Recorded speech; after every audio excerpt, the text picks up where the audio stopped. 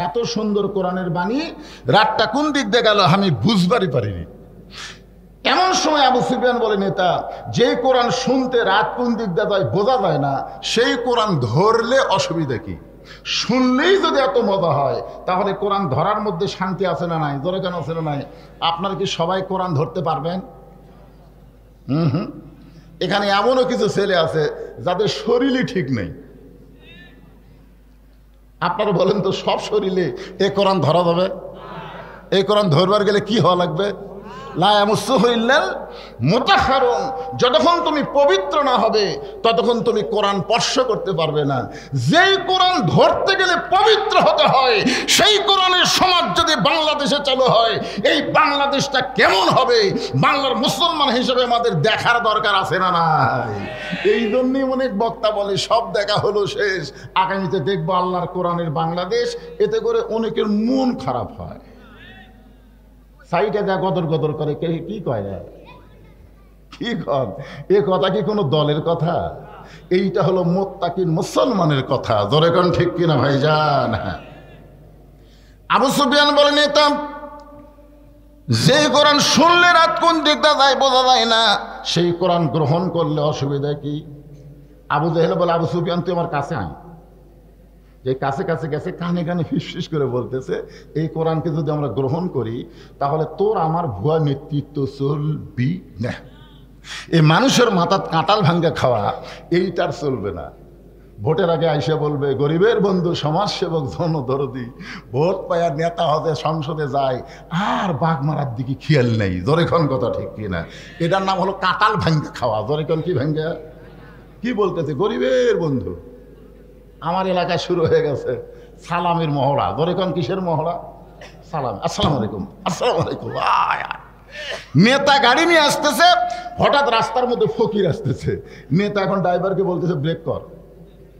তো ড্রাইভার বলতেছে, স্যার কোনো মানুষ তো নাই, কেউ যে আসতেছে। তো ড্রাইভার বলে, স্যার ওটা না ফকির। ভোটের আগে ফকিরও যা হামতে থামা। যেই গাড়ি থামাইছে, নেতা নিজে গাড়ির থেকে নেমে, আসসালাম আলাইকুম চাচা, কেমন আছেন চাচা? ফকির গেলে চারিদিকে তাকায়, চারিদিকে তাকায়। কাকে সালাম দিচ্ছ বাবা? হ্যাঁ আপনাকে দিই চাচা, হ্যাঁ ভিক্ষা করে খাই। ভোটের আগে আপনিও যান। আইলে নেতার চরিত্র। আবু জাহেল বলতেছে, আবু সুফিয়ান, এই কোরআনকে যদি গ্রহণ করা হয় তাহলে তোর আমার ভুয়া নেতৃত্ব চলবে না, আসল নেতা হয়ে যাবে আব্দুল্লাহর এতিম পোলা।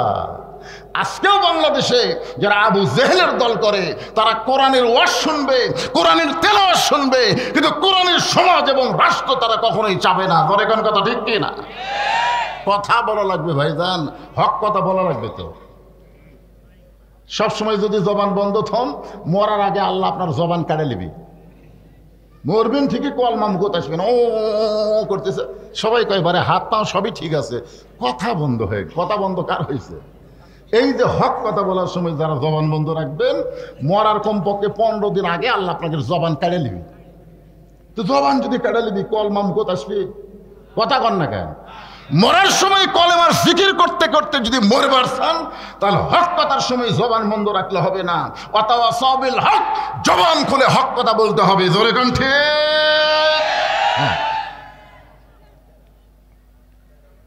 এখন আসেন সূরা কাউসারের শানে নজুল শোনেন। এই কোন প্রেক্ষিতে এই সূরাটা নাজিল হয়েছে এটা আগে জানা লাগবে না? জানা লাগবে। হ্যাঁ, আমাদের নবীকে আল্লাহ তাআলা 8টা সন্তান দিছিল। কয়টা? 8টা। তার মধ্যে ছেলে হলো 4টে, মেয়ে হলো 4টে। 8টা সন্তান। নবীর বউ ছিল 11টা। জোরে বলেন কয়টা? আরো জোরে। 3 দিন আগে বিএনপির এক নেত্রী, নাম হলো তুলি, আর পুরা নাম আমার জানা নাই, কিন্তু সংক্ষিপ্ত নাম হলো তুলি। উই আবার বলছে যেই যে বলে 4 বিয়ার কথা, মেয়েরাকে আপনাকে 4 বিয়ার অনুমতি দিছে? মেয়েরা অনুমতি না দিলে 4 বিয়ার কোন কালচার বাংলাদেশে চলবে না। আপনারা বলতে 4 বিয়ার কথা, এটা কে বলেছে? আরো জোরে বলতে হবে, কে বলেছে? আর তুমি সেটা বন্ধ করে দিবা। আমরা 4 বিয়া করার উৎসাহ দিচ্ছি না, কিন্তু আল্লাহ যেটা বলেছে এটা মানা লাগবে। ঠিক কিনা বলেন? আল্লাহ দুই দিয়ে শুরু করছে, দুই। আমরা তো এক বউলিয়া সেই বিপদে আছি, কিন্তু আল্লাহ একটার কথা আগে না বলে দুইয়ের কথা বলার কারণ কি জানেন? আমার বউ মাঝে মধ্যে আমার উপর রাগ করে। আমি বিপদে পড়ে কেন কি করবেন, ওই ভাত না দিলে আমার ভাত নেই, চুপ করে বসে থাকি। খালি দুটা বউ থাকলে বলতে পারতাম, এই কি তুই রাগ করছিস, আমি ওটার কাছে যাবো। যেই বলবো ওটার কাছে যাবো, এই দৌড়ে এসে পা ধরে বলবে দরকার নাই, আমি ভালো হয়ে গেছি। এক বিয়ে করছেন যারা, মজার কিছুই তারা পাচ্ছেন না, দুটা করলে পাবেন মজা। ধরে কম কয়টা, এই জন্য আল্লাহ জানে বলেই তো দুই দিয়ে শুরু করছে। যদি মরদ হও পারো আরো একটা করো, এর চাইতে যদি ভালো হও তাহলে আর একটা বসাও। যদি না পারো, দুর্বল হও, আমানতের খিয়ানত হবে, তাহলে একটা নিয়েই থাকো। কারণ বর্তমান পরিবেশে বেশি বিয়ে করলে আমানতের খিয়ানত হওয়ার সম্ভাবনাই বেশি। ধরে কোন কথা ঠিক কিনা? এই জন্য আমরা উৎসাহ দিচ্ছি না বেশি বিয়ে করেন, একটা নিয়েই থাকেন। কিন্তু আল্লাহর কোরআনের আয়াতের উপরে হাত মারা যাবে? এটা মারছে কে রে? আমাকে নবী বিয়ে করলে 11টা, এটা যদি শোনে অনেক মেয়েরাই কবে, হুজুর নবী হয়ে 11টা বিয়ে করলো। আপনারা বলেন তো, নবী নিজের ইচ্ছায় কয় বিয়ে করছে? নবী নিজের ইচ্ছায়, আপন ইচ্ছায় শুধু একটা বিয়ে করছে। একটা বিয়ে নবী নিজের ইচ্ছাই করেছে, আর সবগুলা পরিবেশের কারণে। কেউ আশ্রয় চাইছে, নবীর কাছে আশ্রয় চাইছে। নবী এখন একটা মেয়েকে আশ্রয় দিয়ে বাড়ি তুলে হবে? সবচাইতে বড় আশ্রয় তাকে বউ বানায় ঘরে রাখা। জোরে কোন কথা ঠিক কথা বলেন না কেন? ইসলামী ধর্ম বোন, ধর্ম মাও, এগুলো জায়েজ আছে? কথা কন না কেন? জায়েজ আছে? ধর্ম মাও জায়েজ নাই, ধর্ম বোনও জায়েজ নাই। তাহলে ইসলাম যেটা জায়েজ করেছে সেটা হলো বিয়ে করো, বাড়িতে রাখো। নবী নিজের ইচ্ছায় একজনকে বিয়ে করেছে। আপনার বলেন তো সেই বইয়ের নাম কি? দেখছেন, এক বাক্যে বলে দিল। এটি থেকে একজন যে জোরে বললো, মনে হয় বই পুস্তক দেখাচ্ছে। কেরে এখান থেকে খাদিজা দিয়ে বললেন, আপনি কোন বইয়ের পাচ্ছেন? আপনি জানেন খাদিজার সঙ্গে যখন নবীর বিয়ে হয়েছে ওই সময় খাদিজা কেমন ছিল, নবী কেমন ছিল, এর জানা দরকার। তো খাদিজা ছিল মক্কার সবচাইতে ধনবতী রমণী, আর সবচাইতে ধনবতী রমণীকে একটা গরিব মানুষ বিয়ে করবার চাবি কি? নবীর বয়স ছিল তখন 25, আর খাদিজার বয়স ছিল 40। 40 বছরের একটা ধনী রমণীকে একটা নবী বলবে আমি বিয়ে করবো, এত বড় সাহস নবী? তখন কি নবী ছিল? কথা কয় না কেন? তখন কি নবী ছিল? তখন খাদিজার অধীনস্থ ছিল। তাহলে খাদিজাকে নবী নিজের ইচ্ছায় বিয়ে করে নাই, বরং খাদিজাই নবীকে নিজের ইচ্ছায় বিয়ে করেছে। ধরে কোন কথা ঠিক না? খাদিজা নিজেই বলেছেন, দুনিয়াতে যখন কোনো মেয়ের বিয়ে হয় ছেলের সাথে, তখন মেয়ের হাত ছেলের হাতে তুলে দেওয়া লাগে। আপনাকে এলাকায় মেয়ের যখন বিয়ে হলো ছেলের সাথে, দেখবেন মেয়ের চাচা হোক, খালু হোক, বাবা হোক, এই ছেলের হাতে তুলে দিয়ে বলে, বাবা আজ থেকে আমার মেয়েকে তোমার হাতে তুলে দিলাম। কিন্তু খাদিজা বলতেছে যে আমার যখন নবীর সঙ্গে বিয়ে হলো, আমার হাত নবীর হাতে তুলে দেওয়ার কেউ নেই, বরং আল্লাহ নবীর চাচা আবু তালেব নবীর দুইটা হাত আমার হাতের মধ্যে তুলে দিয়ে বললেন, মা আজ থেকে আমার এতিমের দায়িত্ব তোমাকে দিয়া দিলাম। শিশুকালে মইরা গেছে মা, গর্ভে থাকতে মরছে পিতা, নবী চোখে দেখলেন না। কে করিবে লালন পালন, কে দিবে সান্ত্বনা, এই দুনিয়ার বড় এতিম নবী ছিলেন একজনা। তাহলে খাদিজা হলো না, নবী নিজের ইচ্ছায় বিয়ে করছেন কাকে? এখান থেকে একজন বলতেছে আয়সাকে। অক যদি বলা হয় কোন কিতাবে পড়ছেন, তখন বলবে হুজুর কিতাব তো পড়িনি, আমার মনে হলো আর তাই করলাম। আচ্ছা মনে হলো আর বলা যাবে? এ কথা কর না কেন? মনে হলেই বলা যাবে? আচ্ছা নবীর সাথে যখন আয়সার বিয়ে হবে তখন আয়সার বয়স কত? তো 6 বছর একটা শিশু নবী নিজের ইচ্ছায় বিয়ে করবে করবি? আজকে যদি এই কথা মেয়েরা শুনে তাহলে 18 বছর আগে মেয়েদের বিয়ে বসা চলবি না, আর নবী হয়ে 6 বছরের মেয়ে বিয়ে করলো। আয়েশাকে নবী নিজের ইচ্ছায় বিয়ে করে নাই, নবী যাকে নিজের ইচ্ছায় বিয়ে করেছেন আপনারা জানেন না, আজগুবি বলতেছেন, বলতে বলতে যদি হয়। কিন্তু আপনারা বলেন তো নবীর 11টা বইয়ের নাম কি আপনারা জানেন? না জানলে বলবেন জানি না, আমি জানাম, অসুবিধা আছে আপনাদের?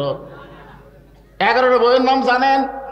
আরো জোরে কবেন জানি না, আরো জোরে, জোর হলো না, জোরসে বলো। এইবার বোঝা গেল জানা লাগবে, জোরে এখন ঠিক কিনা ভাই? আজগুবি কোনো কথা ইসলামে চলবে? নবী নিজের ইচ্ছায় তাকে বিয়ে করেছেন, সেই বউটার নাম হলো উম্মে সালমা। জোরে বলেন বউটার নাম কি? আজকে মনে রাখবেন বউটার নাম হলো উম্মে সালমা। আল্লাহ নবী উম্মে সালমাকে বিয়ে করার আগে ঘটক পাঠাচ্ছিলেন। ঘটক আমাদের এলাকায় বিয়ের আগে কাক পাঠায়? ঘটক পাঠাইছিলেন।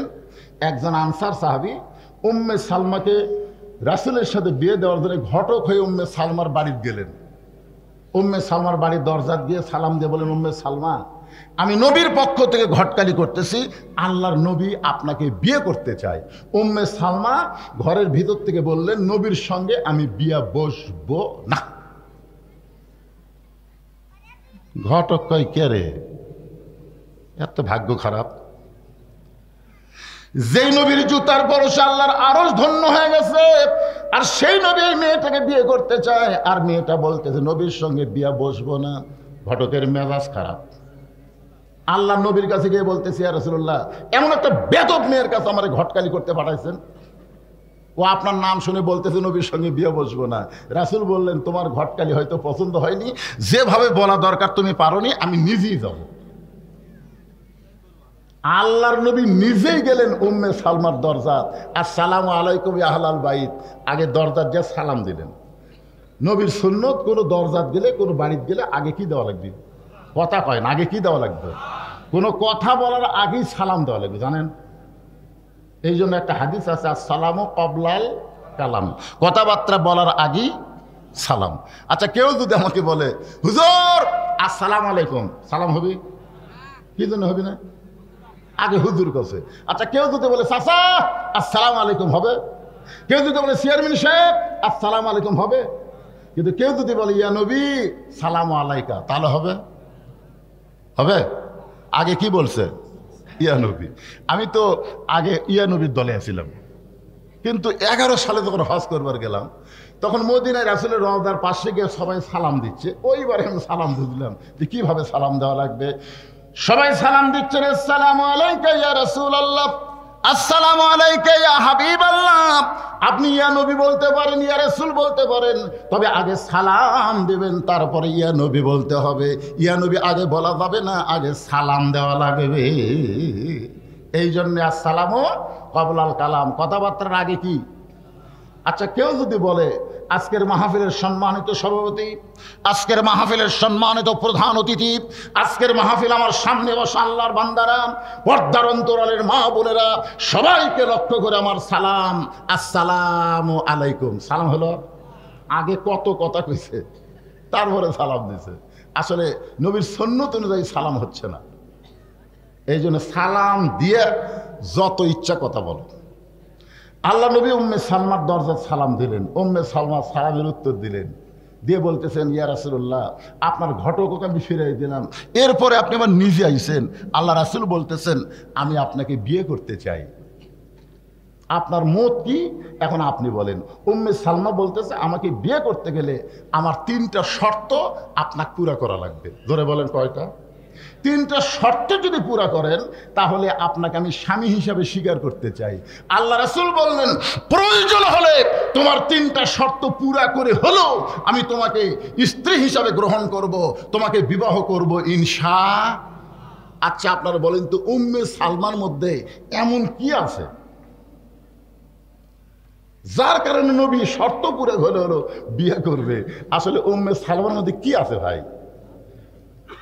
আজকে আমার মা বোনেরা যারা পর্দার অন্তরালে বসে আছে, তাদের জন্য এই ওয়াজটা শোনাই লাগবে।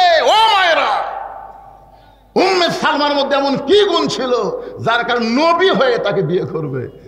আজকে আমার মা বোনদের জন্য এই ওয়াজটা আমি রেখে দিলাম, এটা করবো ইনশাল্লাহ। ওরা যেন মন খারাপ না করে, যা ইচ্ছা তাই করুক, অসুবিধা কি? আমরা এমন কড়া ওয়াজ করবো না, এদের মনে ও তাই বলে যে মাহফিল এরকম বেড়াবেড়ি চলবে না, তবে ঘুরতে চায়। এখন আসেন যে কথা বলতেছিলাম, 8টা সন্তান, তার মধ্যে 4টা ছেলে। আচ্ছা, আপনারা 4টা মেয়ের নাম সবাই জানেন। আমি বহু আলেমকে বলছি, বক্তাকে বলছি, ভাই নবীর যে 4টা ছেলে আছে তার নাম জানেন? হুজুর এই ছেলেগুলোর নাম জানে না, অনেক বক্তারাই জানে না। আজকে শুনে নেন, আপনারা মুখস্থ রাখবেন। নবীর সন্তানের নাম মুখস্থ রাখলে লাভ না লস? জোরে বলেন, লাভ না লস? একটা ছেলের নাম হলো তৈয়ব, একটার নাম হলো তাহের, একটার নাম হলো ইব্রাহিম, আর একটার নাম হলো কাসেম। কয়টা হলো? 4টা। আর 4টা মেয়ের নাম তো সবাই জানেন, জয়নাব, রোকেয়া, কুলসুমা, ফাতেমা। জানেন না? আপনারা জানেন না? তাহলে 4টা ছেলে 4টা মেয়ে। কিন্তু আল্লাহর কি কাম, এক খাদিজার পেট থেকেই আল্লাহ নবীকে 7টা সন্তান দিয়েছে। 8টার মধ্যে 7টাই হলো খাদিজার পেট থেকে। সুবহানাল্লাহ হবেন না? আচ্ছা, 25 বছরের যুবক 40 বছরের বিধবা বিয়ে করলো, আর তারই পেট থেকে আল্লাহ একাধারে 7টা সন্তান দিল। 3টা ছেলে খাদিজার পেট থেকে হয়েছে, একটা তৈয়ব, তাহের, একটা হলো কাসেম। এই 3টা হলো খাদিজার পেট থেকে। আর মারিয়া কিপ্তিয়া নামে নবীর একটা বউ ছিল, তার পেট থেকে হয়েছে একটা ইব্রাহিম। জোরে বলেন নাম কি? কিন্তু সমস্যা হলো এই 4টা ছেলেকেই আল্লাহ তাআলা দিছিলেন ঠিকই, কিন্তু বেশি দিন হায়াত দেয়নি। অল্প সময়ের মধ্যে তাদেরকে আল্লাহ দুনিয়া থেকে নিয়ে চলে গেছেন। আপনারা বলেন তো, অল্প সময়ের মধ্যে আল্লাহ নবীর সন্তানকে দুনিয়া থেকে নিয়ে যাওয়ার কারণ কি? কারণ আছে না নাই? অবশ্যই কারণ আছে। কারণ হলো 2টা। ধরে বলেন কয়টা? 1 নম্বর কারণ হলো অধিকাংশ বড় বড় নবীর সন্তানকে আল্লাহ তাআলা নবী বানাইছে। অধিকাংশ বড় বড় নবীর সন্তানকে আল্লাহ কি বানাইছে? নবী বানাইছে। যেমন আদম আলাইহিস সালামের একটা ছেলে নবী, তার নাম কি? শীস আলাইহিস সালাম। ধরে বলেন তার নাম কি? শীস আলাইহিস সালাম। ইব্রাহিম সালামের 2টা সন্তানকে আল্লাহ নবী বানাইছে, একটা হলো ইসমাইল, একটা হলো ইসাহাক। ইয়াকুব আলাইহিস সালামের সন্তানকে আল্লাহ নবী বানাইছে, তার নাম হলো ইউসুফ। দাউদ আলাইহিস সালামের সন্তানকে আল্লাহ নবী বানাইছে, তার নাম হলো সুলাইমান। এরকম বড় বড় নবীদের সন্তানকে আল্লাহ নবী বানাইছে। ঈসা আলাইহিস সালামের কোনো সন্তানই হয়নি, বিয়েই করেনি। জোরে কোন, কি করেনি? বিয়েই করেনি। আর আমাদের নবী হলেন শ্রেষ্ঠ নবী। তাহলে তার সন্তানকে আল্লাহ যদি বড় করে আর নবী যদি না বানায়, কেমন দেখায়? অথচ আল্লাহ তাআলা কোরআনে বলেছেন, মা কানা মুহাম্মাদুন আবা আহাদিম মির রিজালিকুম ওয়ালাকির রাসূলুল্লাহি ওয়া খাতামান নাবিয়্যিন। আজ কয় তারিখ? এই জোরে কোন, ইংরেজির কয় তারিখ? আজকে 15 তারিখে ঢাকাতে একটা মহাসম্মেলন হচ্ছে, আপনারা জানেন? কে রে বাগমারার লোকেরা, আপনারা কি খবর টবর দেখেন না নাকি? আজকে ঢাকায় যে মহাসম্মেলন, যেখানে লক্ষ লক্ষ আলেম উপস্থিত হয়েছে, এই মহাসম্মেলনের নাম হলো খতমে নবুয়ত। খতমে নবুয়ত। আপনারা যে আয়াতে কারিমা শুনলেন, এই আয়াত দিয়ে আপনারা কি বুঝলেন? আমাদের নবীর পর আর কোনো নবী?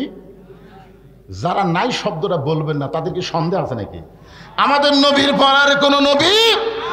আরো জোরে বলেন নবী। তাহলে গোলাম আহমদ কাদিয়ানীর কোন নবী নাম? গোলাম আহমদকে যারা মানে তারা মুসলমান না, গোলাম আহমদ কাদিয়ানীকে মান্য যারা করে তারা হলো কাফের। জোরে কোন কথা ঠিক কি না? নবীর পরে নবী নাই, কাদিয়ানী কাফের। আপনারা বলতে পারবেন না ভাইজান? নবীর পরে, জোরে কোন, নবীর পরে কাদিয়ানী, আরো জোরে। আজকে আপনাকে ওয়াজ খালি এখানেই থাকতেছে না, এই মিডিয়ার মাধ্যমে গোটা পৃথিবী সয়লাভ হয়ে যাচ্ছে। সবাই জানবে বাগমারার মুসলমানেরা নবীর পরে নবী বিশ্বাস করে না, আর কাদিয়ানীদের কাফের ঘোষণা করেছে। বর্তমান ইউনূস সরকারকে বলবো, মুসলমান হিসাবে পরিচয় কাদিয়ানী দিতে পারবে না, অন্যান্য ধর্মের মতন তারা পরিচয় দেখ, আমাদের কোনো সমস্যা নাই, কিন্তু বিশ্ব নবীকে শেষ নবী না মানার কারণে তাদেরকে কাফের ঘোষণা করতে হবে। ধরে কোন কথা ঠিক?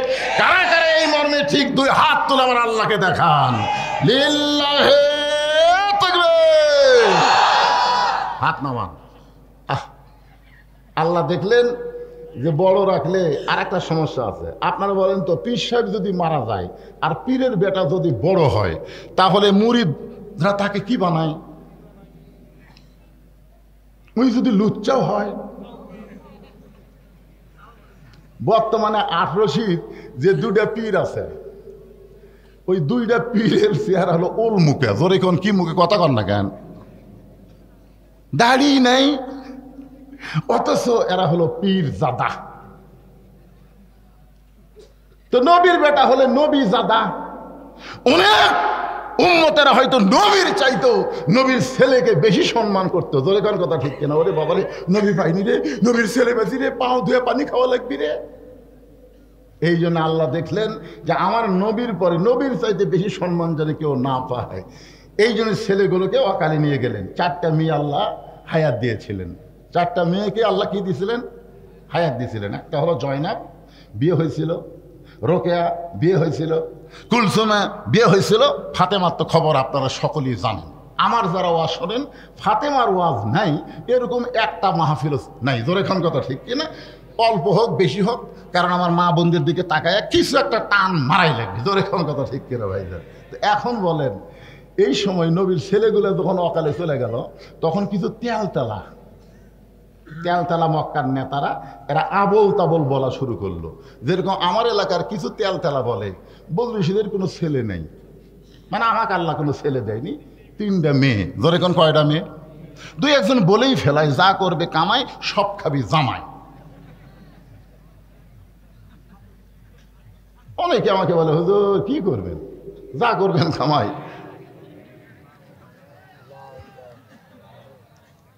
একটু আল্লাহর জিকির করেন সবাই, আল্লাহর জিকির করেন। লা ইলাহা ইল্লাল্লাহ, লা ইলাহা ইল্লাল্লাহ।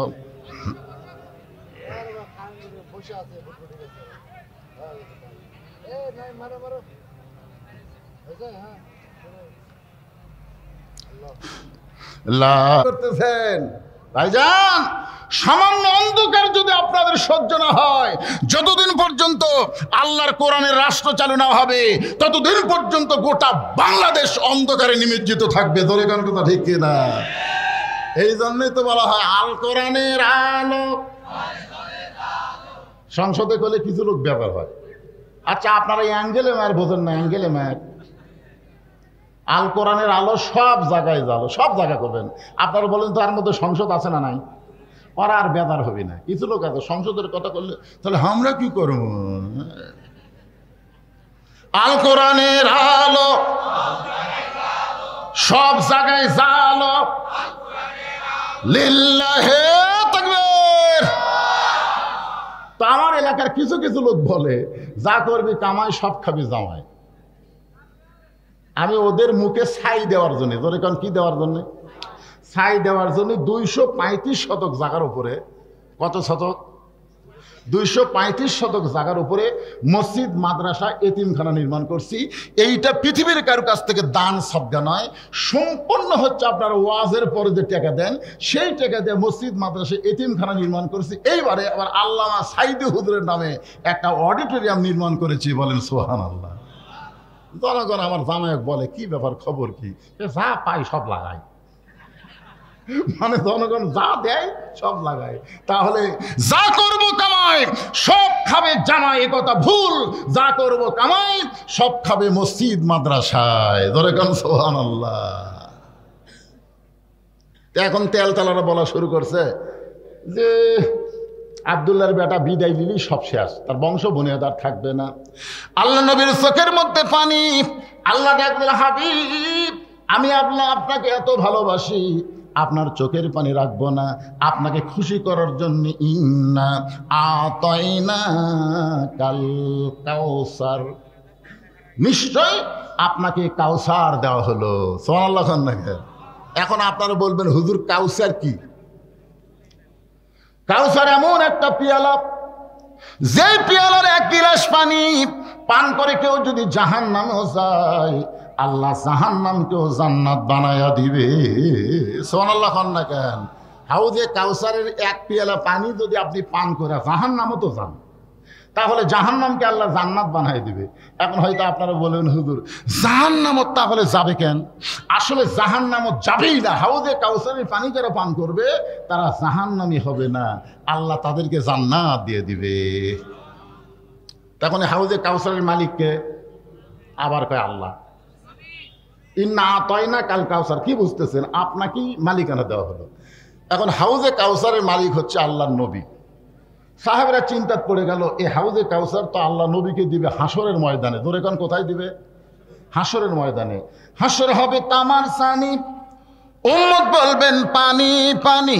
সেই কঠিন দিনে নবী বিনে পানি দেওয়ার সাধ্য কারো নাই। আমাদের ভাগ্য এত ভালো যে আমাদের নবীর হাতে হাউজে কাউসার। ধরে কান সুবহানাল্লাহ। সাহাবারা বললেন, ইয়া রাসূলুল্লাহ, কঠিন হাসরের ময়দানে আল্লাহ যখন আপনাকে হাউজে কাউসার দিবে আর সবাই যখন আপনার কাছে পানি পানি বলে চলে আসবে, আপনি কি সবাইকে পানি দিবেন? আপনি কি সবাইকে পানি দিবেন? আপনারা বলেন তো, আমাদের নবীর একটা ডিগ্রি আল্লাহ দিয়েছে, সেই ডিগ্রির নাম কি? ওমা আরসালনাকা ইল্লা রাহমাতাল লিল আলামিন। যখন তায়েফবাসী নবীকে পাথর মারল, নবীর গোটা দেহ রক্তাক্ত হয়ে গেল, নবী দুই হাত তুলে আল্লাহর কাছে কাঁদতেছে।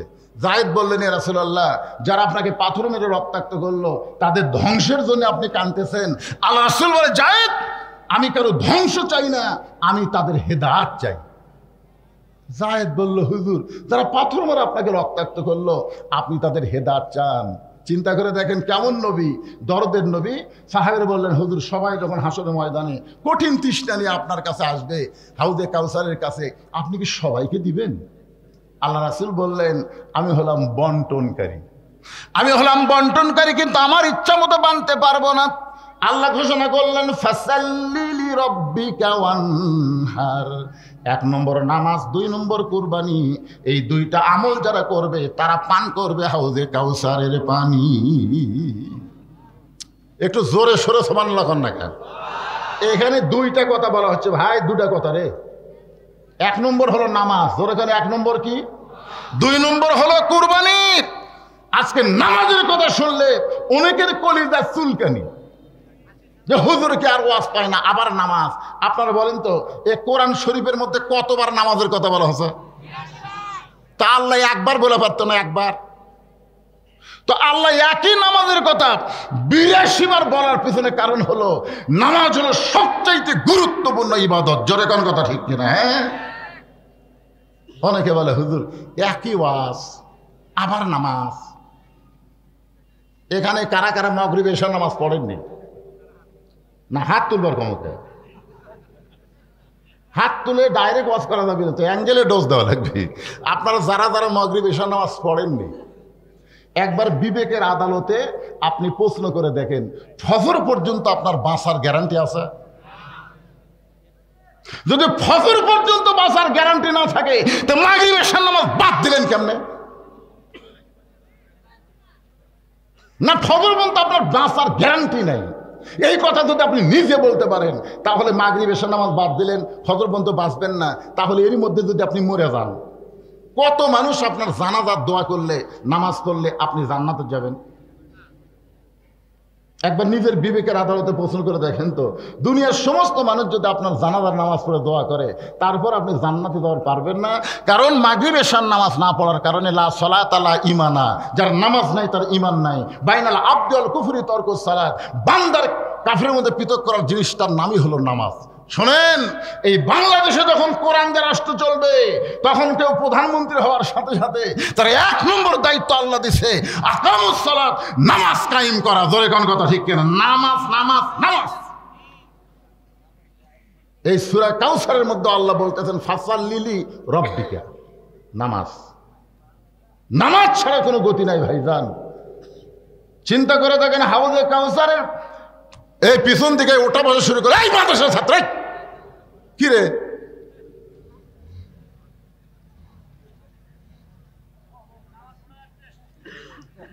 না সেটার কথা বলতেছি না। আচ্ছা, কোন জায়গা থাকা হতো দেখেন তো, এই ফাঁকের মধ্যে শয়তান বসে আপনাদের ওয়াসওয়াসা দিবে, নামাজের ওয়াজ ধরছি দে। কারণ শয়তান তো জানে, তাহলে নামাজ আদায় করলে 3টা পুরস্কার আল্লাহ দুনিয়াতেই দিবি। ধরে কোন কয়টা? 1 নম্বর পুরস্কার হলো, আল্লাহ কয় নামাজের জোরে ফায়েসাকাত যাবে দূরে, পাক কোরআনে রয়েছে ঘোষণা। ধরে কোন সুবহানাল্লাহ। 2 নম্বর পুরস্কার হলো, ফালিয়াবুদু রব্বা হাযাল বাইত, আল্লাযী আত'আমাহুম মিন জু'ইন ওয়া আমানাহুম মিন খাউফ। তিনটার মধ্যে 2 নম্বর হলো আল্লাহ তার রেজেকের পেরেশানি দূর করে দিবে। রেজেক নিয়ে তার টেনশন করা লাগবে না, তার বিশ্বাস হবে রেজেকের মালিক আমার আল্লাহ। ধরে কোন ঠিক কি না? 3 নম্বর হলো যাবতীয় ভয় ভীতি থেকে আল্লাহ তাকে পুরোপুরি নিরাপত্তা দিবে। কখনোই মনে হবে না যে বাংলাদেশের 3 দিকে ভারত, একদিকে সাগর, যদি ভারত আমাকে ধরে আমরা কি করব। যে ব্যক্তি নামাজি তার কখনোই এটা মনে হবে না। সে বিশ্বাস করবে ভারত কোনো কিছু করতে পারে না, আমেরিকা কিছু করতে পারে না, যাবতীয় ভয় থেকে আল্লাহ পুরোপুরি নিরাপত্তা দিয়ে দিবে। জোরে কোন কথা ঠিক? তাহলে নামাজের দরকার আছে না নাই? সূরা কাউসারের মধ্যে 1 নম্বর কি? ফাসাল্লিলি রব্বিকা। কার নামাজ? আল্লাহর নামাজ। হ্যাঁ, এই নামাজ ভাইজান, এই নামাজটা আমাদের খুব খেয়াল করা লাগবে। নামাজ পড়লে হবে না, নামাজ ধরা লাগবে। নামাজ পড়বেন না ধরবেন? কথা কয় না। আজকে বাংলাদেশে অনেকেই নামাজ পড়তেছে কিন্তু ধরেনি। হয়তো আপনারা বলবেন হুজুর নামাজ পড়া আর ধরার মধ্যে তফাৎ কি? যে ব্যক্তি নামাজ ধরবে এই জীবনে ঘুষ খাবি না, যে ব্যক্তি নামাজ ধরবে ওই সুদ খাবি না, যে ব্যক্তি নামাজ ধরবে ওই জমির আল কোনোদিনও ঠেলবি না, যে ব্যক্তি নামাজ ধরবে ওই ছেলেকে 20 বিঘা মেয়েকে 1 বিঘা জমি দিবে না। অনেক হাজি দেখবেন ছেলেকে 20 বিঘা দিছে, মেয়েকে 1 বিঘা দিছে। আল্লাহর ঘর তাওয়াফ করে সে বলতেছে আমি হাজি ভাই। তুই আল্লাহর কোরআনের ফারাইজকে অস্বীকার করে নিজের ইচ্ছা মতো বন্টন করলি, তোর নামাজও হবে না, হজও হবে না। ধরে কোন কথা ঠিক? এই জন্য নামাজটা খুবই গুরুত্বপূর্ণ সাবজেক্ট। আপনারা একটু মনোযোগ দিয়ে শোনেন, কারণ ফজর থেকে আমাদের নামাজের হালত যেন আল্লাহ পাল্টায় দেয়। কারণ পড়ার মধ্যে কোনো লাভ নেই। তো সারা জীবন পড়ে পরীক্ষা ফেল করে, এই পড়া কাম হবে? আল্লাহ কোরআনের মধ্যে বলেছেন ফাওয়াইলুল লিল মুসাল্লিন আল্লাযীনা হুম আন সালাতিহিম সাহুন। এখন মসজিদের মধ্যে 1 লাখ নামাজ পড়তেছে, 1 লাখ। তো জুতা চোর আসে দেখে কেড়ে মসজিদে মুসল্লি দেখা যায়, আর জুতা রাখছে কোন জায়গা দেখে দরজাত নাই। চোর আস্তে আস্তে ভিতরে গেছে। জোহরের সুন্নত 4 রাকাত। জোরে কোন কয় রাকাত? ওই 1 রাকাত পড়িছে। চোরও জানে আরো 3 রাকাত বাকি আছে। ওই যেখানে নামাজ পড়তেছে তার কাঠের বাক্সের মধ্যে চক চামড়ার জুতে। চোর মনে করতেছে লতুনি আছে রে। এতক্ষণ আর 2 রাকাত হচ্ছে। কয় রাকাত হচ্ছে? চোর জানে আরো 2 রাকাত আছে। এই মনে করে চোর যেই দুইটাত হাত দিছে ওই খপ করে হাত ধরছে। চোর বলতেছে ভাই আপনি নামাজ পড়তেছেন। নামাজে বলতেছে ইলা জিহাতিল কাবা ওয়াল জুতা। আমার মুখ আছে কাবার দিকে, চোখ আছে জুতার দিকে, তুই যতই চেষ্টা কর আমার জুতা চুরি করবার পারবি না। আপনার বলেন তো ওই নামাজ ধরছে না নামাজ পড়তেছে? খুব খেয়াল করা লাগবে। আজকে আমরা মসজিদের মধ্যে ঢোকার সময় কার ভয়ে ঢুকতেছি? কথা কন না কেন? কার ভয়? কথা হক কথার বড় আল্লাহর ভয় ঢুকতেছে না? আপনি যখন ঢুকবেন একটা দোয়া পড়েন। আপনারা কি দোয়া পড়েন? কি দোয়া? আল্লাহুম্মা আফতাহলি আবওয়াব রহমাতিক। এই দোয়া পড়ে আপনি চিন্তা করতেছেন জুতার দাম 2000 বাড়ে, জোহরের নামাজ তো সামনে কাতারে পড়বো, কি করবো? ইমান বলতেছে জুতার চাইতে আল্লাহর ভয়, নামাজের দাম অনেক বেশি, জুতা থো। মন বলতেছে যদি চোর। তখন আপনি জুতে হাতত নিছেন। ইতিমধ্যে 2 কান্দের ফেরেশতা বলতেছে আল্লাহ কি লেখবো, এই লোকটার আমরা কি লেখবো? আল্লাহ বলতেছে আর ইমানই ঠিক নেই। আগে চোরের ভয়, তারপরে আল্লাহর ভয়। এই নামাজ কোনোদিন কবুল হয় না। এখন আপনারা বলেন জুতে দরজাতে থমো, সামনে কাতারের নামাজ পড়বো। তাহলে বর্তমান সংবিধানের আইন চলবি না, আল্লাহর কোরআনের আইন চালু করা লাগবে। জোরে কোন কথা ঠিক? আমাদের কতকগুলা নেতারা বলে সংবিধানের বাহিরে, সংবিধানের বাহিরে আমরা কিছুই করবার পারবো না। আপনারা বলেন তো যেই সংবিধান দিয়ে বর্তমান বাংলাদেশ চলতেছে, এই সংবিধানে চোরের হাত কাটার কথা আছে? এই কথা কন না কেন? চোরের হাত কাটার কথা আছে? তাহলে যেই সংবিধান মানুষ লেখছে সেই সংবিধান দিয়ে মুসলমান চলবে, মুসলমান দুনিয়াতে দাবি করতে পারবে, কিন্তু মরার সময় মুসলমান হয়ে মরতে পারবে না। মুসলমান হয়ে মরতে গেলে তার জন্য 2টা আমল আল্লাহ বলেছেন, ইয়া আইয়ুহাল্লাযীনা আমানু, যারা আমাকে বিশ্বাস স্থাপন করেছো, তোমাদের জন্য 1 নম্বর আমল হচ্ছে আত্তাকুল্লাহ, ভয় করতে হবে কার? হাক্কা তুকাতিহি, শুধু ভয় করলে হবে না, নিয়ম মতো ভয় করা লাগবে। ওয়ালা তামুতুন্না ইল্লা ওয়া আনতুম মুসলিমুন। এই যে এখানে এত লোক ঘুরতেছেন, কি আপনার ডানে আছেন কেন বাবা? বসো বসো বাবা বসো। আমি অসুস্থ মানুষ রে, এরপরও আপনাকে যে কথা নামাজের কথা বলতেছি, হয়তো আগামীকাল পর্যন্ত আমার বাঁচারই কোনো গ্যারান্টি নাই ভাইজান। এজন্য একটু গুরুত্ব দিয়ে শোনেন, বিরক্ত হলে মোনাজাত করে দেন, অসুবিধা আছে কি? নামাজের ওয়াজ শুনবেন না? একটু গুরুত্ব দেন ভাই, খুবই গুরুত্বপূর্ণ। কি ওয়াজ শুনবেন? কি ওয়াজ শুনবেন? ফাসাল্লি লিরাব্বিকা ওয়ানহার, 1 নম্বর নামাজ, 2 নম্বর কুরবানি। এই কুরবানির ওয়াজ আমি আপনাদের সামনে নিয়ে আসবো। এই মেয়ে মানুষরা কথা গল্প করতেছে, উম্মে সালমার ওয়াজ থুয়ে দিছে, জোরে কোন কথা ঠিক কিনা? এই মায়ের এই পর্দার মধ্যে গল্প করেন, এখান থেকে শোনা যায় ইয়ার কি মারতেছেন। উম্মে সালমার মধ্যে নবী এমন কি গুণ দেখলো যে গুণ দেখার কারণে সত্য পুরা করে হলো বিয়ে করবি। মেয়ে মানুষের শোনার দরকার আছে না নাই? আজকে আমাকে মেয়েকের মধ্যে কি গুণ আছে, হুন্ডে ছাড়া বিয়ে করে না? আর 155 আমাদের এলাকার একটা ছেলেও টাকা ছাড়া বিয়ে করতেছে না। মহারণা আপনাকে এলাকার এইদিকেও তাই। মহারণার খবর কি কয় বাকি, ডিমান্ডের খবর কি কয় নগদ। যেইটা হারাম সেইটা নগদ, আর যেইটা ফরজ সেইটা ফাঁকি। আমাদের এলাকা দিচ্ছে প্রত্যেকটা যুবক মেয়েদেরকে ফাঁকি। কেন ফাঁকি দিচ্ছে? নবী বিয়ে করবে সত্য পুরা করে হলে, আর নবীর উম্মতেরা টাকা নিয়ে বিয়ে করে। কারণ কি? কারণ হলে মালিকের মধ্যে কিছু নাই, জোরে কোন কথা ঠিক কিনা? যার কারণে টাকা দে ভাই, টাকা দে। বিয়ের আগে টেস্ট পিটেস ফাইনাল সব খেলে খেলিছে, এক বউলিয়ে লাভ আছে, টাকা দে। কথা বলতেছে, গল্প মারতেছে, গল্প বন্ধ করেন। উম্মে সালমার ওয়াজ আছে, খালি মেয়েদের জন্য না, আপনাকেও শোনা লাগবে। মরদ মানুষ সারাদিন বেড়া ঘরেন, কি শান্তি। ও এটা কার বউ রে, ও এটা কার মেয়ে রে, ও যেই বাড়ির গেছে বইয়ের দিকে তাকে তাকে পেতনি হয়ে বসে আছে। এটি কালি, এটি হলদে, ঠিক মতো গাওয়াত কাপড় নাই, তখন আফসোস করে কয় বেড়াই ভালো রে, বেড়াই ভালো। এই মায়েদের বলতেছি, মা, পুরুষরা যখন ঘরের মধ্যে আসবে, আপনার চেহারা দেখে, সুরত দেখে, আপনার সাজগুজু দেখে প্রত্যেকটা পুরুষ যেন বলতে পারে ঘরের মধ্যে জান্নাতের শান্তি। জোরে কোন কথা ঠিক কিনা? কিন্তু হামাকের গুলা ঘরের মরদক শান্তি দেয় না, এরা বাহিরের মরদক শান্তি দেয়। একটা মালা গলার দেয় না, একটা চুরি হাতত পড়ে না, ঠিক মতো সাজেও না। যখন কোনো জায়গায় বেড়াবার দেয় তখন বলতেছে কোথায় যাচ্ছ? কই বেড়াবার যাচ্ছি। কই তাই তো এত সাজতেছ? রাস্তার মানুষক দেখাবে, ঘরের মানুষক দেখাবে না। উম্মে সালমার মধ্যে কি গুণ আছে জানার দরকার আছে না নাই? খালি ওরকে জন্য না, আপনাকেও জানা লাগবে। 60টা বসেন, ডাবিয়া বসেন।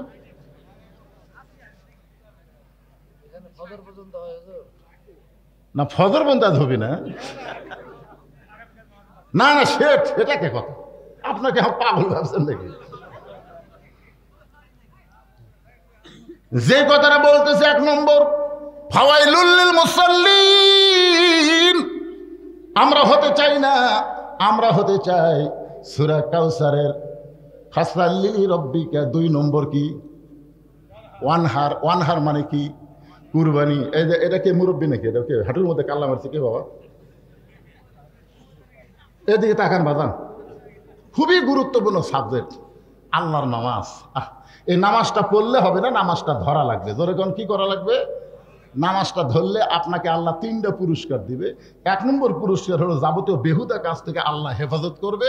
2 নম্বর পুরস্কার হলো রেজেকের কোনো পেরেশানি করা লাগবে না। 3 নম্বর পুরস্কার হলো যাবতীয় ভয়ভীতি থেকে আল্লাহ পুরোপুরি নিরাপত্তা দিয়ে দিবে। এই দুনিয়াতেই 3টা পুরস্কার যদি আল্লাহ নামাজের মাধ্যমে আমাকে দেয়, আমাকে আর কোনো টেনশন আছে? আমরা কি আমেরিকার দিকে তাকাবো না আল্লাহর দিকে তাকাবো? এখন বলে না, ভারত যদি আমাকে ধরে ভাই, আমাদের পলানা রাস্তাই নাই রে। 3 দিকে ভারত, একদিকে সাগর, কোন দিকে যাই? কে রে পাগলা, ভারত ধরা রাখে। আল্লাহ ভারত সাইজ করবার পারে কি পারে না? ধরে কারণ পারে কি পারে না? নমরুদের আগুন ইব্রাহিম নবী ধরার আগেই আল্লাহ আগুন সাইজ করবার পারে কি পারে না? পারে। তাহলে আপনার জাতির পিতার জন্য যদি আল্লাহ এরকম সুন্দর ব্যবস্থা করে, তাহলে আমাদের জন্য আল্লাহর ব্যবস্থা আছে না নাই? এই জন্যে নামাজের দিকে খেয়াল করবেন। এই নামাজটা বক্তার ওয়াজ দেওয়া হবে না। আমি বক্তা, 42 বছর হলে ওয়াজ করতেছি, প্রত্যেকটা ওয়াজে নামাজের কথা বলি, কিন্তু জনগণ বলে হুজুর যেই রাত্রে যেই গ্রামে ওয়াজ হয় ওই গ্রামে ফজরের মুসল্লি কমা যায়। তখন কই কে রে, এত নামাজের ওয়াজ করি তাও মুসল্লি কম। কই হুজুরের সব দেখ ঘুম আসে তো চেতন পায় না। আমার এলাকার এক মুয়াজ্জিন ওয়াজ শুনবার গেছিল, ওয়াজ শোনার ফজিলত হলো এই ফজরে চেতন পায়নি। তো যারা ওয়াজ শুনবার যায়নি তারা চেতন করতে, কে রে মুয়াজ্জিন আজান দিতে নাকি? তো কই ভাই আমরা তো শুনবার পাইনি, আসা থেকে মসজিদের তালা দেওয়া। কে রে মুয়াজ্জিন আজান দেয়নি মসজিদের তালা, কারণ কি? মুয়াজ্জিনের বাড়িতে গেছে। এই মুয়াজ্জিন সাহেব, চারিদিকে মসজিদে আজান হচ্ছে, অন্য গ্রামের মসজিদের আজান শুনে আমরা চেতন পেলাম, তুই মসজিদের তালা দিয়ে থুছিস, আমরা যাই দিকে তালা, তোর কারণ কি? কারণ হলো ওয়াজ শুনছি ভাই। ওয়াজ শোনার ফজিলত হলো মুয়াজ্জিনই চেতন পায়নি। তার মানে বোঝা গেল ওয়াজ দিয়ে কোনোদিন নামাজ হবে না। নামাজ যদি আমরা কায়েম করতে চাই তাহলে আল্লাহর কোরআনের বিধান এই জমিনে জারি হওয়ার দরকার আছে না নাই? দরকার আছে না নাই? হ্যাঁ, নবী নামাজ পাশে কখন? আপনার এখন তো নবুয়তের 10ম বৎসরে আল্লাহ নবীকে 5 ওয়াক্ত নামাজ দিয়েছে। নবুয়তের 10ম বৎসরে নবী নামাজ নিয়ে যখন দুনিয়াতে আসলেন লাইলাতুল মিরাজে, এরপরে নবী 3 বছর মক্কা ছিলেন। 3 বছর নবী মক্কা ছিলেন। একসময় নবী আল্লাহকে বলেন, আল্লাহ যেখানে আপনি নামাজের কথা বলেছেন সেখানেই বলেছেন আকিমুস সালাত, নামাজ কায়েম করো, কিন্তু আমি নামাজ নিয়ে দুনিয়াতে আসলাম, কিন্তু নামাজ কায়েম করার তো পরিবেশ পাচ্ছি না, তাহলে আমি কি করব? আল্লাহ বলে, হাবিব অধৈর্য হয়েন না, এখন নামাজ কায়েম করার পরিবেশ মক্কাত নাই, এমন একটা পরিবেশ আপনাকে দিব যেই পরিবেশে আপনি নামাজ কায়েম করতে পারবেন। আপনারা বলেন তো, নামাজ যদি কায়েমের পরিবেশ চাই তাহলে আবু জেহেল নেতা, নবী ইমাম। নেতার নাম হলো কি? কথা কয় না। আর ইমাম হলো আল্লাহর নবী। নামাজ পড়া হবে কিন্তু কায়েম হবে না। বর্তমানে বাংলাদেশের ইমাম আর নেতার মধ্যে তফাৎ কি? কয় না। বর্তমানে বাংলাদেশের নেতারা হলো আবু জেহেল আর ইমামেরা হলো ওয়ারাসাতুল। কথা কয় না রে বারে, এটা আমার কথা। আল ওলামাও ওয়ারাসাতুল। এখন তার নবী পাওয়া যাবে না। ইমামরা মানে হলো নবীদের ওয়ারিস। ওয়ারিসেরা যদি আজকে মসজিদে ঘুষের ওয়াজ করে, সুদের ওয়াজ করে, আজকে যদি হকের ওয়াজ করে, কোরআনের রাজনীতির কথা বলে, সাধারণ একটা মসজিদের মুতল্লি তাই ইমামের টুটি চাপে ধরবার চাই। জোরে কর কথা ঠিক কিনা? হুজুর কি রাজনীতি করতেছেন? তার মানে একটু মনোযোগ দিয়ে শুনে, আবু জেহেলের মতন যতদিন নেতা থাকবে আর নবীর ওয়ারিসরা যতদিন ইমাম থাকবে ততদিন নামাজ মানুষ পড়বে, মন চাইলে পড়বে, মন চাইলে পড়বে না। সারা জীবন অন্যায় করছে, বুড়া বয়সে চাকরি যখন শেষ তখন ঘুষের চাকরি করছে, মানে কালেক্টরের চাকরি, ঘুষের চাকরি করছে সারা জীবন। যেই চাকরি বিক্রয় হচ্ছে উনি তখন হজ করবার গেছে। হজ করে এসে হাজি হইয়া কান্দিচ্ছে আর বলতেছে, আল্লাহ আমি আর জীবনে ঘুষ খাবো না, আল্লাহ আমি আর জীবনে ঘুষ খাবো না। আপনারা বলেন তোর চাকরি আছে? তো চাকরি যখন নাই তখন আর ঘুষ খাবি না, কান দিচ্ছে। সারা জীবন শয়তানি করছে, বুড়া বয়সে জামাত নষ্ট করার জন্য ওই সিয়ারিলে মসজিদে যাচ্ছে। সারা জীবন কি করছে? কথা কর না কেন ভাই? সারা জীবন কি করছে? শয়তানি করছে, মসজিদে আসেনি। কিন্তু যেই বুড়া হচ্ছে তখন মসজিদে যাচ্ছে, আবার সিয়ার লিয়ে, খালি খালি আসেনি, সিয়ার লিয়ে যাচ্ছে। আপনারা বলেন তো, বাড়িতে নামাজ পড়লে 1 গুণ আর মসজিদে নামাজ পড়লে 27 গুণ বেশি সওয়াব, এটা কি সুন্নত নফলে না ফরজে? কথা জোরে বলা লাগবে। সুন্নত নফলের মধ্যে 27 গুণ না ফরজ নামাজে? তো ফরজ নামাজে 27 গুণ কেন হবে? একলা একলা নামাজ পড়লে না জামাতে নামাজ পড়লে? আমার সাথে একটু হুহা করেন। একলা একলা যদি আপনি পড়েন, বাড়িতে পড়লেন না, মসজিদে এসে একলা একলা নামাজ পড়লেন, 27 গুণ হবে? তাহলে জামাতে নামাজ পড়বার গেলে 1 নম্বর শর্ত হলো কাতার সোজা করা লাগবে। কাতার সোজা করার নিয়ম হলো পায়ের গোড়ালির সঙ্গে গোড়ালি মিল করে দাঁড়ান লাগবে। জোরে কোন কথা ঠিক কথা বলেন? কিন্তু যেই বেটা চেয়ারে বসছে সামনে কাতারে, আর পায়ের গোড়াকুটি, তাহলে আপনি যে কাতার সোজা করে পারলেন না, ওই সামনে বসে ওর পা হাত সামনে ছিল, আপনার কর্তব্য কি? আপনার কর্তব্য হলো যারা 27 গুণ সওয়াব পাবেন এরকম 4 জন মানুষ এসে ওর চেয়ারের 4টা পাও ধরবেন। 4 জন 4টা পাও ধরে আস্তে করে তুলে নিয়ে বারান্দা থুয়ে আসবেন।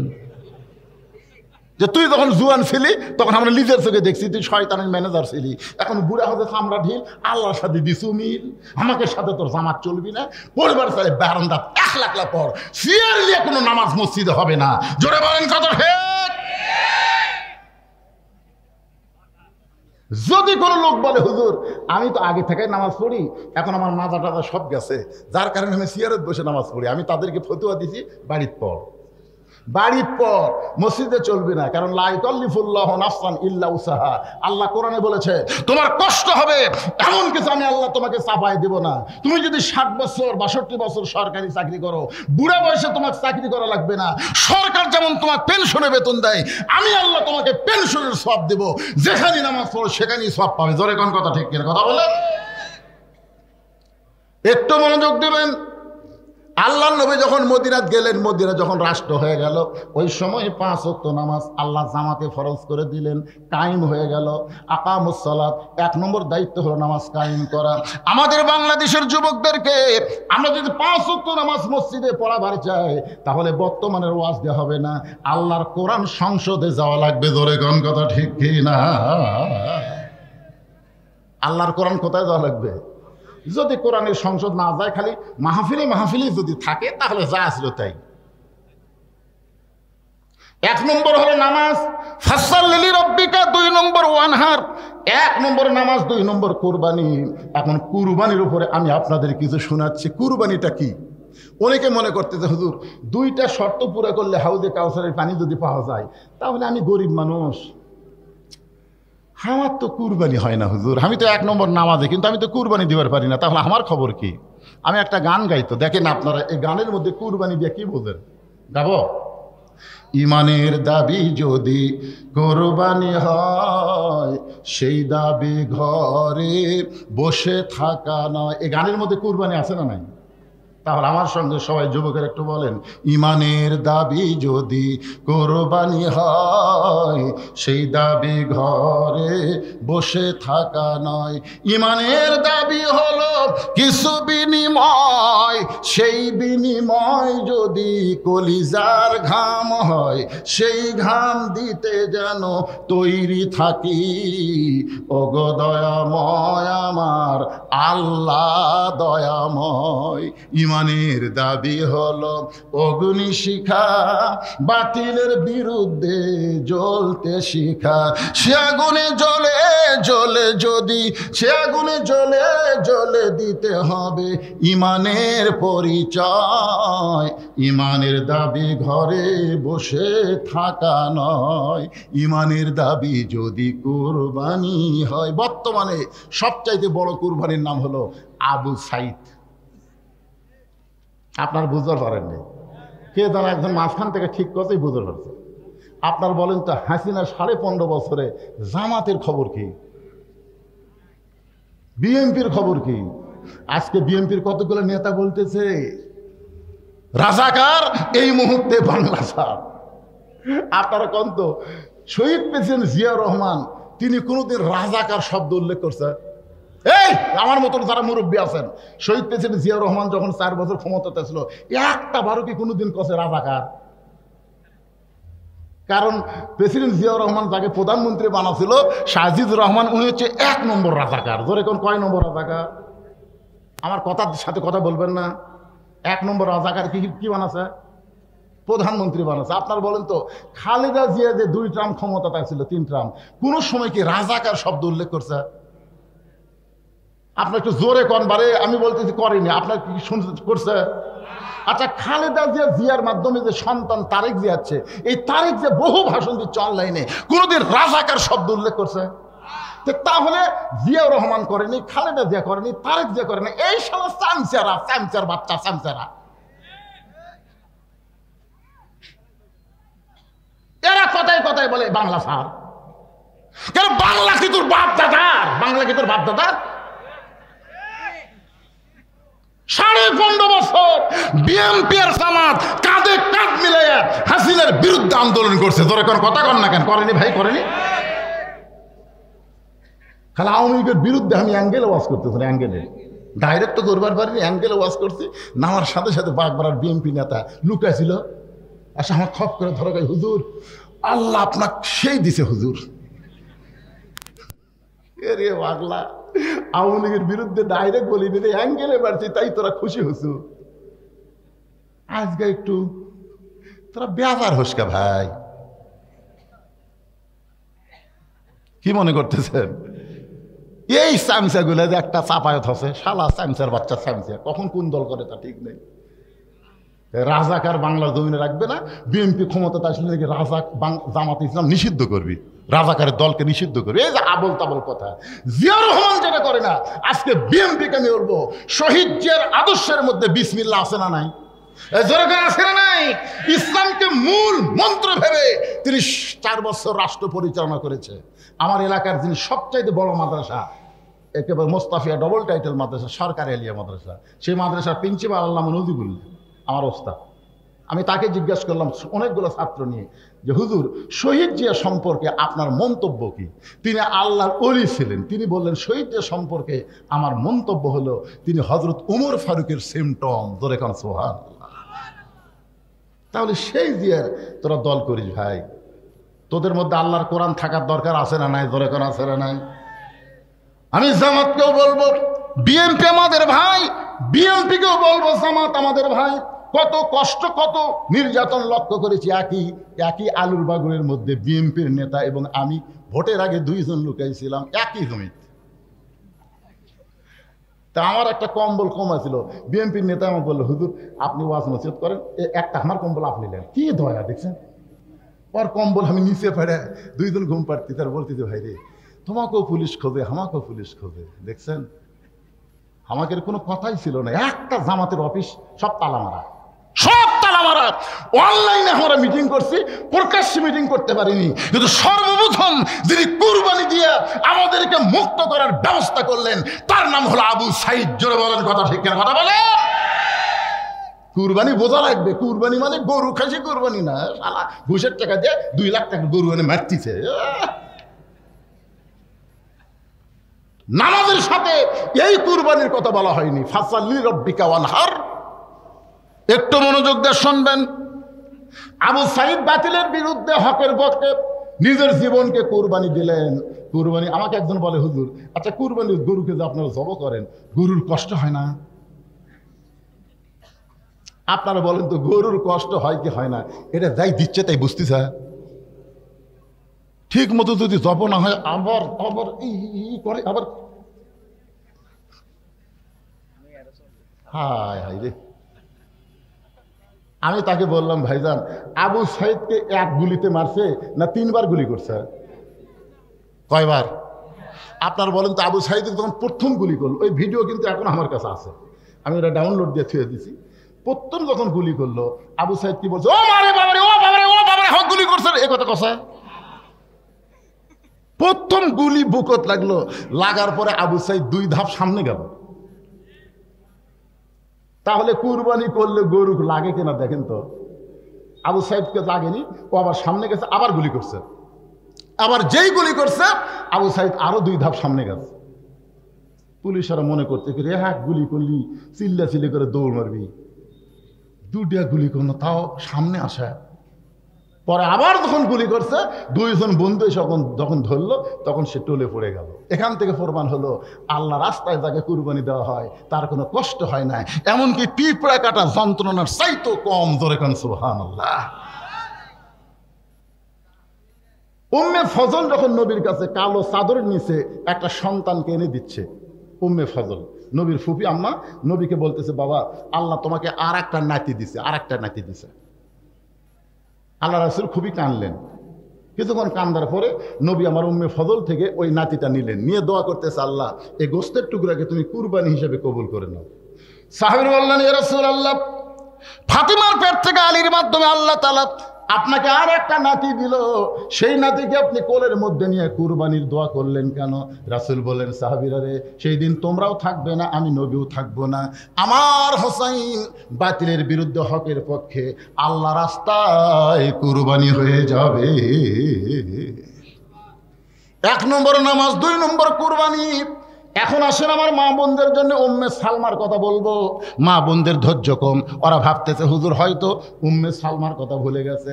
আপনাদেরও শোনা দরকার, মা বোনেরও শোনার দরকার। আমি কি আলোচনা শুরু করব? আল্লাহ রাসূল বলেন, উম্মে সালমা, দরকার হলে তোমার 3টা শর্ত পুরা করে হলো আমি তোমাকে বিবাহ করব ইনশা। উম্মে সালমা বলে, ওগো আল্লাহর নবী, আমার 3টা শর্তের 1 নম্বর শর্ত হলো আমার যার সঙ্গে আগে বিয়ে হয়েছিল আমার সেই স্বামী হলো আবু সালমা, আপনার সাহাবী। ধরে কোন সুবহানাল্লাহ। আমার স্বামী আবু সালমা জিহাদের ময়দানে আল্লাহ রাস্তায় শহীদ হয়ে দুনিয়া থেকে বিদায় নিয়েছে। শহীদ হওয়ার পরে সে অসুস্থ হয়েছিল, অসুস্থ অবস্থায় দুনিয়া থেকে বিদায় নিয়েছে। আপনি আমাকে বিবাহ করতে চাচ্ছেন। ওগো আল্লাহর নবী, আপনার সঙ্গে বিয়ে হওয়ার পরে আমার পূর্বের স্বামীর কথা যদি মনে হয়, আপনি জানেন তো আমার পূর্বের স্বামীর কথা যদি মনে হয় আপনার মনে কষ্ট হবে। কারণ একটা মেয়ে মানুষ পুরুষের কাছে আর একটা পুরুষের গল্প করলে আপনারা বলেন তো স্বামীর মনে কষ্ট হয় কি হয় না? আমার বউকে আমি একদিন পাগলের মতো বলছিলাম যে আমার 4 ভাই, আমরা 4 ভাইয়ের মধ্যে সবচেয়ে সুন্দর কোন ভাই? আর বউ খালি মুসকি মুসকি হাসে, কেন 4 ভাইয়ের মধ্যে আমি সবচেয়ে কম সুন্দর। তখন আমার বউ কিন্তু চিন্তা করতেছে, যদি বলি তোমার ছোট ভাই সুন্দর তাহলে তো আমি কষ্ট পাবো। কি রে ভাই, কষ্ট পাবো কি পাবো? কথা কর না। আমার সঙ্গে যখন তোমার বিয়ে হবে আমি তোমাকে এমন আদর দিব তোমার আগের স্বামীর কথা মনেই থাকবে না। আপনারা বলেন তো নবী স্বামী হিসাবে কেমন?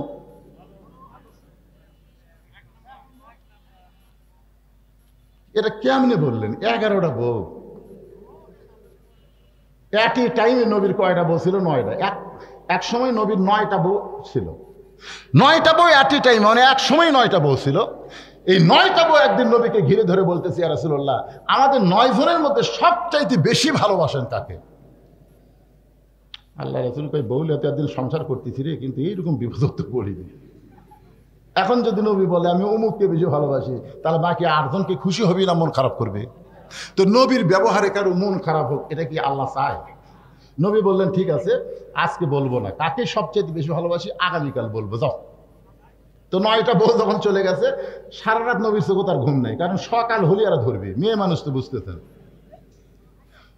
নবী যখন চিন্তা করতেছেন, মা ইয়ান্তিকু আনিল হাওয়া ইন হুয়া ইল্লা ওয়াহয়ুহা। 1 টোপলা খেজুর নিয়ে নবী আয়েশার ঘরের দরজা গেলেন।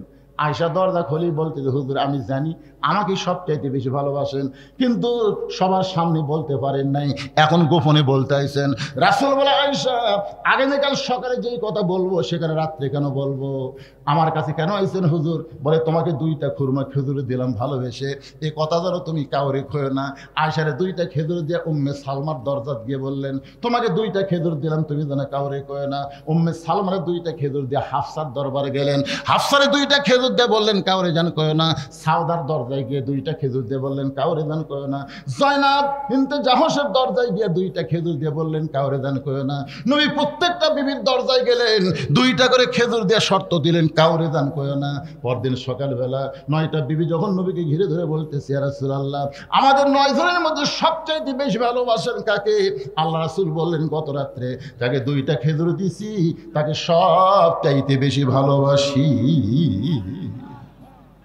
সব বিবি খেলে মাথা ঝোঁকায়, তাই তো রে, আমাকে তো 2টা দিতে রে, আমাকে সবচেয়ে বেশি। চিন্তা করে দেখেন, 9টা বউ সাইজ করা, এটা কি জাতা মরদের কাম? সুবহানাল্লাহ কোন না কেন ভাই? আমাদের নবী কেমন স্বামী ছিলেন?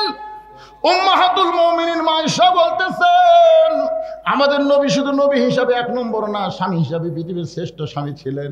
নবী ঘরের মধ্যে বসে আছেন, এমন সময় মা আয়েশা ঘরের মধ্যে ঢুকছেন। যেই মাত্র মা আয়েশা ঘরের মধ্যে ঢুকছেন, নবী আর বসে নাই, নবী দাঁড়ায় গেলেন। আল্লাহ নবী দাঁড়িয়ে গিয়ে দৌড়ে গিয়ে একটু জোরে গিয়ে দরজা জানলা লাগিয়ে দিলেন। আয়েশা থরথর করে কাঁপতেছে। রাসূল বলে, আয়েশা কাঁপো কেন? বলে, হুজুর আপনার ঘরের মধ্যে যদি কোনো বেয়াদবি হয়, আপনি আল্লাহর শ্রেষ্ঠ নবী। রাসূল বলে, আয়েশা আমি আল্লাহর শ্রেষ্ঠ নবী এটা ঠিক আছে, কিন্তু এখন নাই। আয়েশা বলে, হুজুর তাহলে এখন আপনি কি হলেন?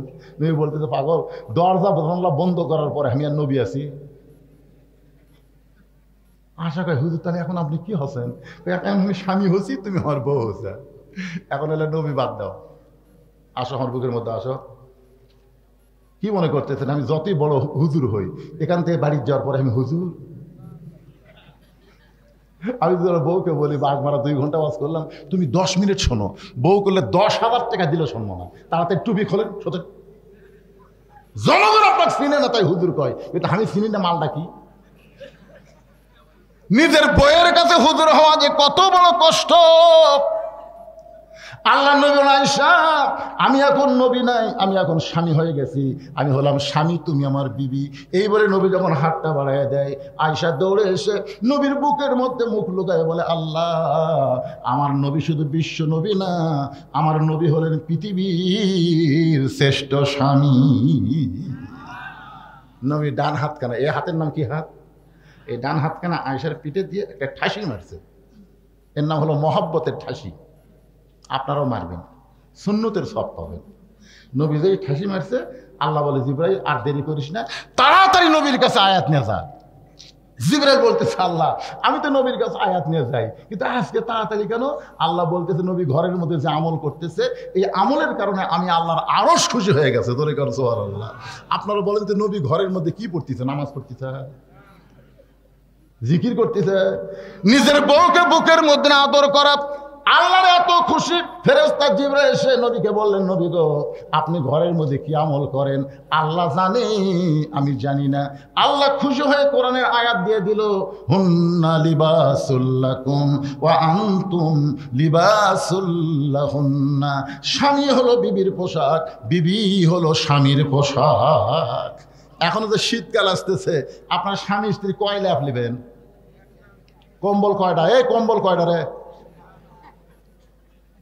আল্লাহ রাসূলের সুন্নত কি জানেন? স্বামী স্ত্রী যখন ঘুমাবে তখন এক বালিশে মুখামুখি হয়ে ঘুমানোর সুন্নত। ঘুমের পরে আপনি যেদিকে জানতাম, কিন্তু শোয়ার সময় শুরু করা লাগবে মুখের কাছে মুখ ছুঁয়ে। এটা নবীর সুন্নত। এখন এই সুন্নত যদি আমি কই, এতে একজন কয়ে দিস আগে, আমি বলার আগে কয়ে দিতে, হুজুর যে বিড়ি খাওয়া খায়, ওই ঘরের মধ্যে ঢুকলে মনে হয় ভোগরা পাটা ঢুকিছে, মুখের সাথে মুখ লাগাবি কি? আপনাকে বলতে শরম লাগতেছে না? বউ, ও মায়েরা শোনেন, রাসূল বলেছেন স্বামী স্ত্রী যখন ঘুমাবে, ঘুমানোর আগে মিসওয়াক করা সুন্নাত। জোরে কোন সুবহানাল্লাহ। এখন আসেন যেটা বলতেছি, রাসূল বলে, উম্মে সালমা, আমার সঙ্গে তোমার বিয়ে হলে তোমার আগের স্বামীর কথা তোমার মনেই থাকবে না, কারণ এমন আদর সোহাগ আমি দিব, তোমার স্বামীর কথা তুমি ভুলে যাবে। তোমার 2 নম্বর শর্ত কি?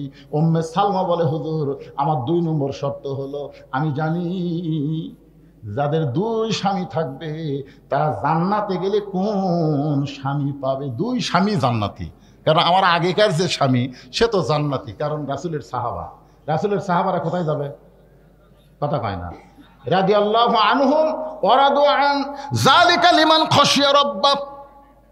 নবীর সাহাবী যারা বিনা হিসাবে জান্নাতি, তারা জোরে গান সুবহানাল্লাহ।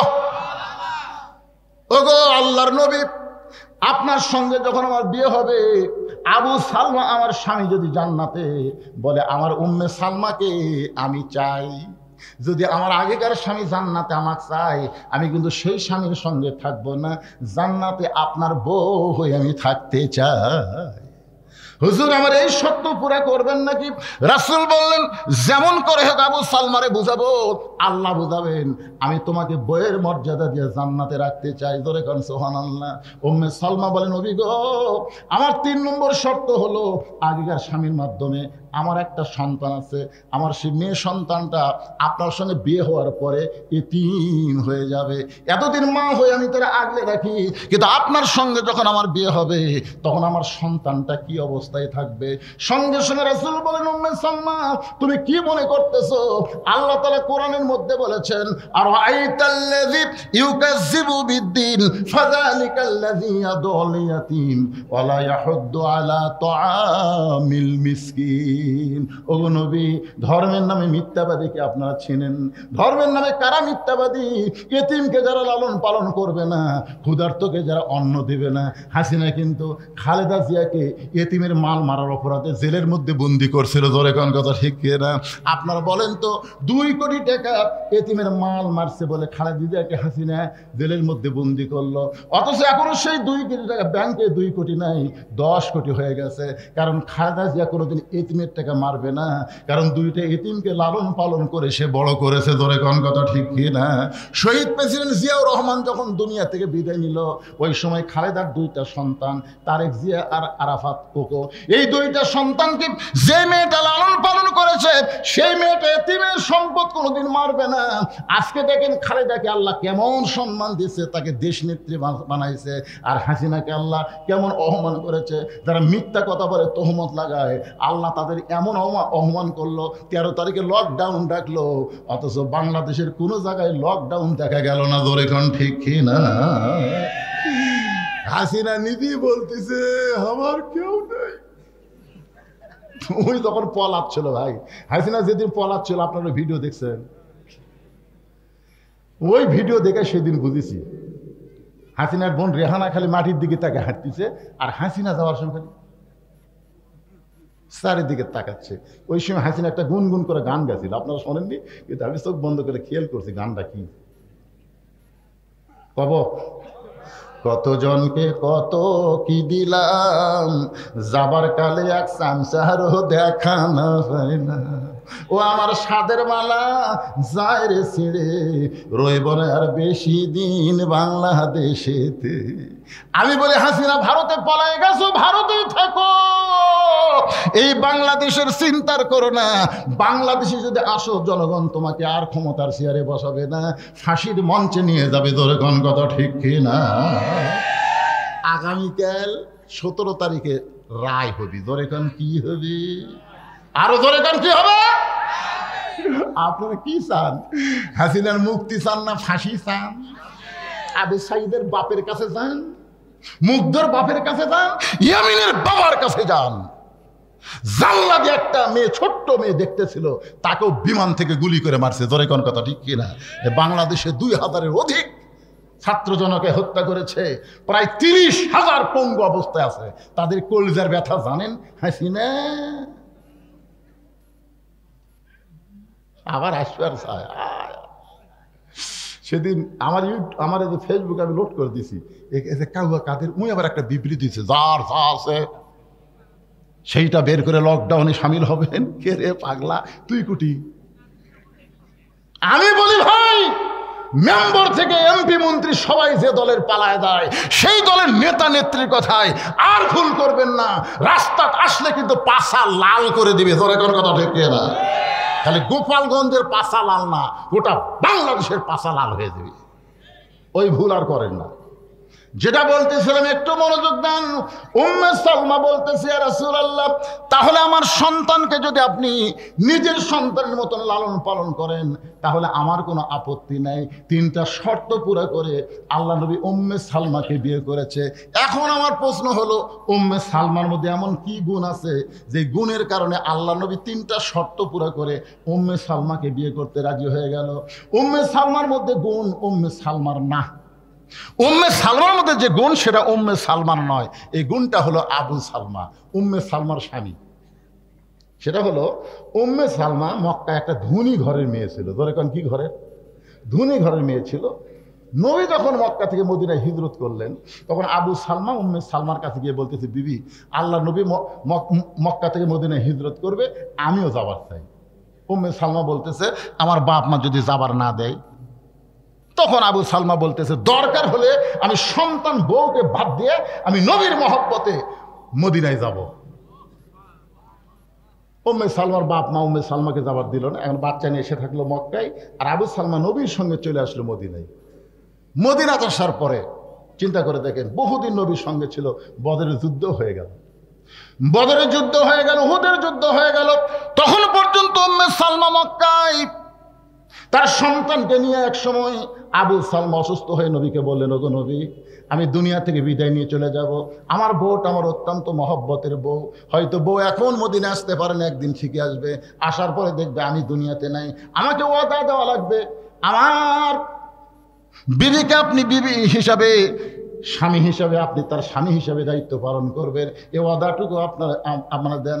আবু সালমার চোখের পানির দিকে তাকায় নবী ওয়াদা দিলেন। উম্মে সালমা বলে, তোমার স্বামীকে ওয়াদা দেওয়ার কারণে আমি তোমাকে স্ত্রী হিসাবে গ্রহণ করে নিলাম। আজকে সূরা কাউসার দিয়ে আমি আপনাদের যতটুকু বোঝাবার চেষ্টা করলাম, যতটুকু আপনারা বুঝেছেন, আল্লাহ বাদ বাকি বক্তা শ্রোতা সবাইকে আমল করা তৌফিক দান করুক, সকলে বলে আমিন। ভাই, রাত 12টা হয়ে গেছে, আগামীকাল আবার মাহফিল হবে। আমার ছোট ভাই আব্দুল্লাহ আমিন সাহেব আসবেন। আপনারা যারা আজকে এসেছেন আগামীকাল প্রত্যেকটা 2-1 জন করে সাথে করে নিয়ে আসবেন। সবাই ইস্তেগফার করুন। আস্তাগফিরুল্লাহাল্লাযী লা ইলাহা ইল্লা হুয়াল হাইয়ুল কাইয়্যুম ওয়া তুবু ইলাইহি। আল্লাহুম্মা সাল্লি আলা মুহাম্মাদ, আল্লাহুম্মা বারিক আলা মুহাম্মাদ, আল্লাহুম্মা সাল্লি আলা মুহাম্মাদ, আল্লাহুম্মা বারিক আলা